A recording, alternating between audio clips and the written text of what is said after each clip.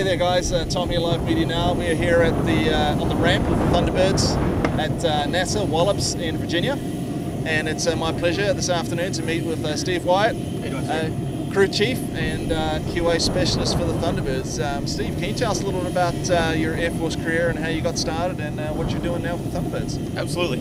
Joined in 2001, enlisted as a F-16 crew chief. Basically takes care of all the maintaining of the F-16. Started down at Luke Air Force Base in Arizona. Was there for about 4 years. Came to the Thunderbirds, and I'm going on my 4th year here now.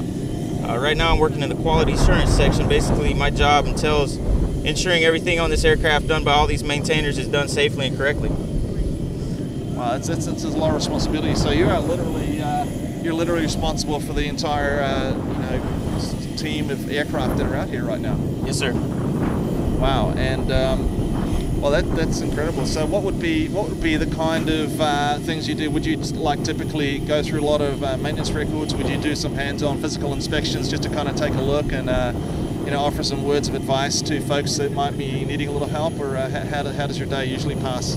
Absolutely, everything you just said, sir. A lot of reading the regs, getting into the books, knowing exactly how things are supposed to be done, and then putting that to use out on the ramp, going out there doing follow-up inspections on some of the work some of the guys have done, doing in-progress inspections while they're doing the work, just making sure it's done correctly.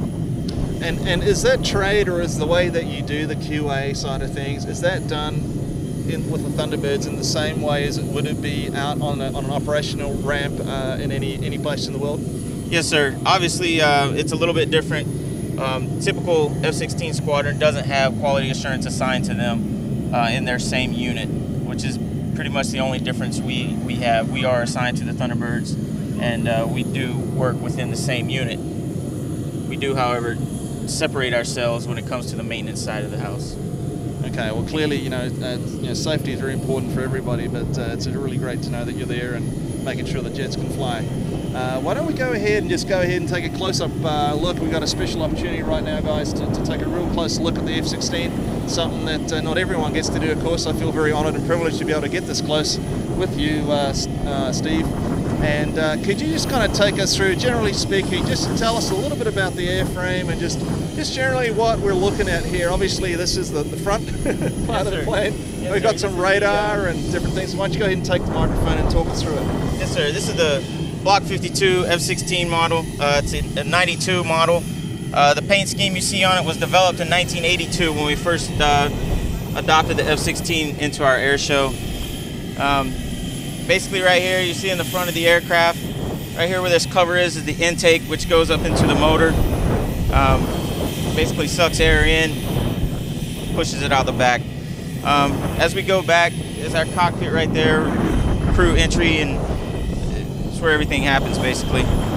Just behind him you'll see something that's kind of neat. Our flag panel on the aircraft, which displays all the countries that we visited. In 2007 we added a country to it with Ireland, and this year we'll add a couple more, I believe, with our PAC-AF tour towards the end of the year. So basically coming on back, right here, right in these stars, you would typically see a number 7. This aircraft is going to be a spare for the 1 through 6 tomorrow, so it doesn't have a number on it.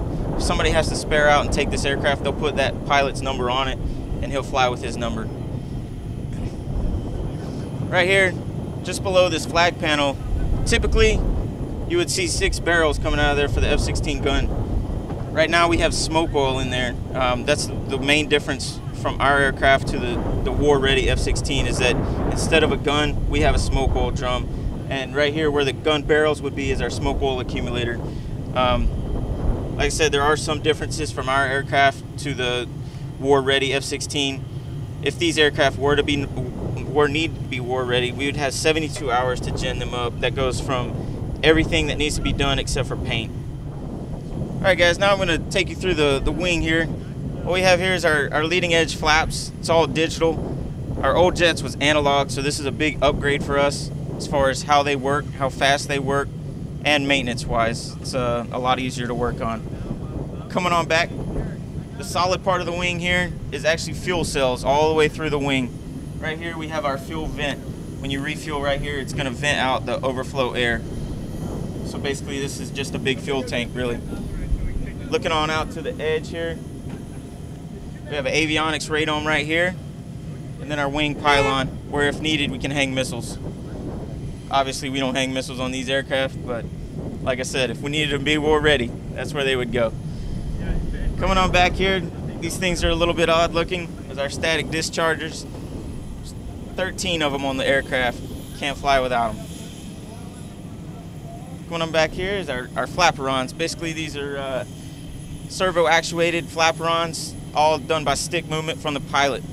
Either roll left or roll right, they're gonna go up or down. Nose up, nose down, they're gonna go up or down. That's basically how that's gonna work. All right, folks, right here we have a couple pieces of our start system.